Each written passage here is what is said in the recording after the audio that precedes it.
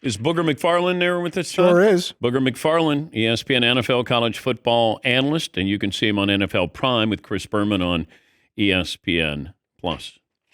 How you feeling? What's up, big fella? How we doing? I'm good. When are you coming down for a Meat Friday? You know what? We've been talking about this Meat Friday thing for so long. I think what we're gonna do is this. I'll be in Santa Clara, San Francisco, San Jose, wherever the hell we're gonna be at. I'm gonna put it on my schedule. If we're gonna do Meat Friday for the Super Bowl, I'll be there. Okay. I got to make sure that I plan the menu for you in mind. Like anything off limits here? As long as you don't have squirrel and possum, I pretty much eat everything else. Seton, make sure we take squirrel off the menu. I mean, I don't know if we could send it back, but okay. Did you eat squirrel growing up? When you grow up in the country, DP, you eat some of everything. I've eaten squirrel, rabbit, never ate possum or raccoon, but squirrel and rabbit definitely have eaten those. All right, well, let's get to football stuff here. Sean McDermott was fired because what? I think regardless of what the owner said and you know, that press conference and the debacle that it was, I think he was fired because when you look at it on the surface, they have the best quarterback in football. And I think over the last couple of years, he's proven that. And for that, they have nothing to show for it. And Josh Allen is entering his prime. And when you have the best player in the sport, kind of like when the Warriors had Steph Curry, when the Bulls had Michael Jordan, like you got to win something. You got to show something. And maybe, just maybe, Sean McDermott got them to the precipice the way that Mark Jackson did the Warriors, but you need Steve Kerr to get them over the hump. And so I think at its core, Terry Pagula is thinking that Sean McDermott got this guy to the precipice, but I need somebody else to get us over the hump. Now, the press conference and his reasoning for firing him, that's a whole nother story because he made a bunch of excuses and a lot of finger pointing. But I think at the core, the reason he fired him was because he couldn't get them over the hump. Best coaching vacancy right now is where? Man, I mean, before yesterday, I would have said Buffalo. I think it's Baltimore. I love Steve Bisciotti, man, because and how could you not after that press conference? Ozzie Newsome, Eric DeCosta, what they do in Baltimore, the facility, just so many things. And on top of that, you got Lamar Jackson. I think that core group, that culture of going to work at that place every day, DP, to me would be the best. Also, Boog don't do snow and cold weather. So why the hell would I go to Buffalo? I'm not going way up there, buddy. No, there's no zero chance. Okay, so that press conference, though, yesterday made you have some trepidation about Buffalo? Because I saw two people who, we want our leadership to take advocacy and take ownership of the decisions that they make. There was seemingly no ownership yesterday. Brandon Beane started to waffle, and then Terry Pagula jumped in and basically said, hey, about that Keon Coleman pick. That wasn't on this guy. He was on the coaching staff. And then later he tried to come back and walk it back. When you're in a position of leadership, when you're right, you tell people you're right. When you're wrong, you tell people you're right. You're always the guy that stands up there and takes all the bullets. Yesterday was a masterclass in evasive maneuvers based on the answers to the questions. I think if you're a head coach, why would you go into that situation and work for Terry Pagula, or would you work for Steve Bisciotti? I think the reason people are going to choose Buffalo is because of Josh Allen.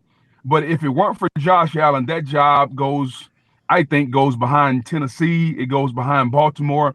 But because of Josh Allen and because of his greatness and him being the best player in football, I think somebody notable is still going to take the job. Booger McFarland from the mothership.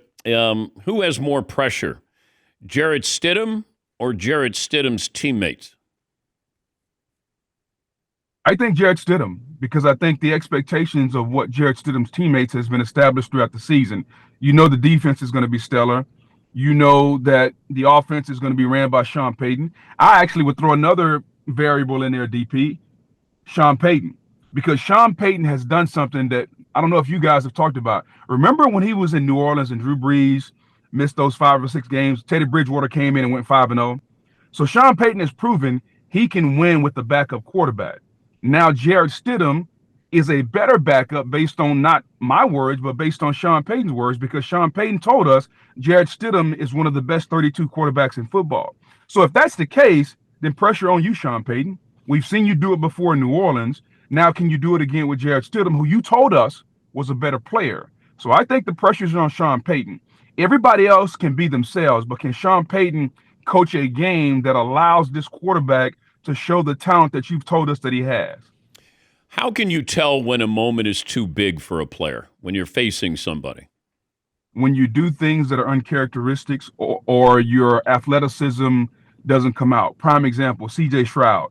We've seen CJ Stroud complete every pass on the football field, but on, was that Sunday, Saturday, or Sunday, whenever the game was played, he was throwing balls in the dirt. Like, he was throwing balls high in the dirt. He was trying to make heroic plays. That's when you know the moment is too big. That's when you know you're out of your comfort zone. It's no different than you, Dan. How could somebody tell when you're uncomfortable? It's because you would probably not be the seamless guy that you always are on the radio and television. You would start like you would start doing things that America doesn't normally see you do.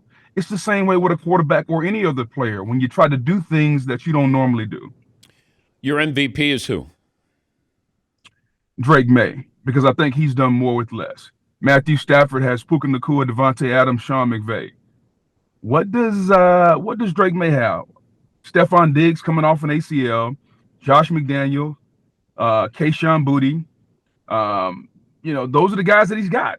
And I think that, when you look at the weapons and look at what they've done and look at the seed that they have, how could you not choose Drake May? Now, Matthew Stafford's numbers are going to be better, and they should be better. He's got a better receiving core. He's got a better team. I think you got to look at New England and say, man, what Drake May's done, man, like the kid is special in year 2, and I think the sky's the limit. Explain to me, I don't know, let me ask you, who's your coach of the year? And then I'll have a follow-up. Wow. Mike Vrabel, because of the level of achievement relative to expectations. What did they win? 14 games, 13 games? And I think most people would have said they were going to win 3 or 4. So when you look at what they did relative to the expectations that we had, how could it not be Mike Vrabel? Well, we talk about culture. Now, as a former player, like, what does that mean when we talk about the culture in the locker room? It's your ability to make decisions based on where you are and the people around you that you work with and the environment that you're in. When it's the off season and I am hanging out with my buddies and, we're deciding if we're going to gamble on the golf course, that's one culture. But when I walk into work, I know immediately when I walk into work, there's a certain way we do things. There's a certain way I carry myself. There's a certain level of decision making and decorum that I must have at my place of work based on my coworkers and based on my place of employment. That's culture. And I'm going to do those things when nobody else is around. I'm going to do those things when nobody else is watching. I always tell my children, I judge my level of parenting based on your level of decision making, not just when people are around, but when nobody's looking. I have to be a good enough parent where you make great decisions even when no one's watching. Now, it doesn't always work out that way. Of course, everybody's got kids that knows that. But I think you can get a level of the culture in your home, of the culture in your workplace based on the decision making that your kids and your employees make. And here's the thing, Dan, haven't you often heard of this? The best led teams are what? Player led teams. If the coach has to tell you everything to do, then the coach probably hadn't done a good enough job itself. I know you're a proud LSU alum. Absolutely. Okay. I love Lane Kiffin because I think Lane Kiffin is going to bring, I know exactly where you're going. Like, I've been talking to you for years. I know exactly where you're going with this. Lane Kiffin was the perfect person for LSU at the time. Now, where do you think I'm going with this? Where do you think I'm going with this? Okay. My idea was that did I like the way it all went down of him coming from Ole Miss to LSU? Now, did Nope. I get that right or wrong? Okay, Wrong. I'm sorry. Go ahead. Yeah. Go ahead. It feels like this is the end of the SEC from the standpoint of everybody responding, overreacting that the Big Ten has had 3 consecutive national champions. And, oh, my gosh, they're spending money. And I saw where I think it was Matthew Berry does college football for the mothership. It was like LSU is the final hope for the SEC. Like what happened here? That the SEC now hanging by a thread, and oh my gosh, look at what the Big Ten has done, and what's the future of the SEC? I think we have recency bias, and we always have, and we always will. The Big Ten has won 3 in a row. Right now, the Big Ten is the preeminent college conference in college football because they've won 3 in a row and they've done it with 3 different teams. I think when you look at most people, and Nick Saban said it best, this era of college football has been changed based on the NIL and transfer portal. And Saban said it best. It's hard to get kids from down south to go up north unless you pay them. Well, guess what? We're paying them now. And I know he said that I know he said that tongue in cheek, but there's some validity to it based on the conversation you and I've had. I'm a Southern boy. Like I enjoy going to New York to visit around the holidays and seeing the tree at Rockefeller Center and all that good stuff. But Boog like the South, baby. But I think because Mark Cuban in Indiana, because Ellison, I think I have his name right, the big Michigan booster, yep. And all those guys, like because there's so much money in these northeastern and schools around the country, you're getting players that normally set in Tuscaloosa or set in Athens or set in Baton Rouge and waited their turn. They're like, why would I wait and play 2 years when I can go play 4 years and make $1 million? And so now the playing field has become leveled, so to speak. But all things are cyclical, but make no mistake about it. And I'm telling you and your cronies right now the same thing. The best conference in America is still the SEC. And if you don't believe me, just ask Greg Sankey. Oh, do you think Greg Sankey would go, no, Booger, it's the Big Ten. You know better. It just feels like, hey, now everybody can pay. And as I was told, you either have tech money or oil money. And some of these schools in the SEC do not have tech money and oil money. And these other programs, Indiana winning the national title would be like Vandy winning the national title. And Vandy won, 10 games this year? Yeah. So Vandy was close. Vandy was on the precipice. Yeah. Because, to your point, which would I rather have? I'd rather have oil money because oil money is pumping daily. It's coming out of the ground. So at some point, the tech industry goes up and down. We've seen that. Just go back and look at our stock market over the last 40 years. Tech goes up and down. You know what's not going up and down? That stuff that's coming out the ground. Because yeah, but how many schools do you have in the SEC? Oklahoma and Texas that are pumping? Oklahoma, Texas A&M, Arkansas's got got Walmart money. That's pretty good money. Last time I checked, they got 4 billionaires that are, own Walmart, Tyson Chicken. I mean, here's the one thing that I've been amazed by, DP, and maybe this doesn't amaze you because you're filthy rich. I have been amazed by the amount of money that people have in this country, and people that got money you didn't even know about. Like there are people at these schools that have billions with a B that you have never even heard of, and they've come out of the woodwork since NIL has become like the thing to be because they want to be known. They may not want the microphone, but they want people to know, hey, I'm helping school X, and I can do it because I'm a billionaire with the B. Yeah, I know. They don't hold press conferences like Terry Pagula. they just said, all right, here you go. Here's some money. Private donation. Here's a question for you. Hey, speaking of Terry Pagula, here's a question for you because I always have a question for you. If you're Keon Coleman and you just heard the owner and the GM basically said that we don't want you, how do you show back up to work in that building, or do you ask for a trade? How do you think the whole Keon Coleman thing works out? Well, I would lay low for a little while, but I would realize my days are numbered, and I would say to, eventually your GM, can you find another location for me? Interesting. Yeah. I think ultimately that's the way it's going to go. But I just feel bad. I felt bad for the kid, though. I agree with you. Like he caught strays. Like, what did he do? I mean, I know he didn't play like they thought he was going to play, but who drafted him? And then they can't even agree on who drafted or didn't draft him, who wanted him, who didn't. And he's probably going, wait a minute, why am I trending here? But guess what? He's no different than any other player like most of the time in your first or second year, you're trying to figure it out. Like he's a young, snotty-nosed kid. He shows up late. Guess what? I showed up late my rookie year. He's made some mistakes, but you know what you do? You bet on the talent that you drafted. You coach him up. You give him 3 or 4 years, and you see what kind of player development you get. And I think he could develop into a really good player. The problem is right now he's going to walk into that building if he ever does again and have zero confidence. Yes, and I would too, because everybody's going to be wondering the same thing.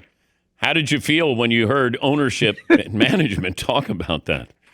He is Booger McFarland of the Mothership, and you can catch him NFL Primetime, which can be seen on ESPN following the NFC Championship game, normally on ESPN Plus, but you're on the Mothership Sunday night. Look at you, big time. Yeah, it's gonna be fun. I mean, every now and then they put me and Berman on TV, and you'll get a chance to see it. And maybe you agree with this or not. I think he's the greatest, and this is no offense to you. I think he's the greatest highlight reader I've ever seen. Now, there's a bunch of you guys that are good. You, Stuart Scott, Van Pelt, Rich Eisen. I think Berman is the greatest ever. I don't know if you disagree or agree or where you think he ranks in there. I have no problem with that. Okay. Yeah, no problem with that. He's phenomenal. And it for me, it's been really cool to kind of watch him and pick his brain and work with him. And I can't wait for Sunday night. Yeah, I'm glad that they brought him back. I actually went to management. I went to Jimmy Pitaro, and I said, you got to bring Chris back. And, to Jimmy's credit, he did bring him back. Because I said he is NFL primetime. There's nobody else that should be doing that. He's got the energy to do it. And when I went back for the anniversary, I did talk to him. And I said, it'd mean the world. I didn't want Chris to disappear. And I thought he was disappearing. And he meant too much to the place. He's the most important person who's ever walked in that building. And I said, name a building, have a statue, whatever.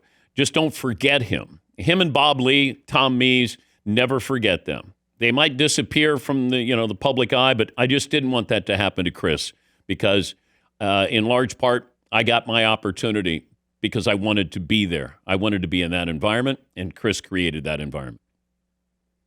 Wow. Yeah, I'll definitely tell him. Make sure he knows that you said that, man. He appreciates that stuff. Thank you. Booger, good to talk to you, buddy. Have a good weekend. Always, man. Look forward to it. You guys have a great day. All right, we'll take a break. More phone calls coming up. Back after this.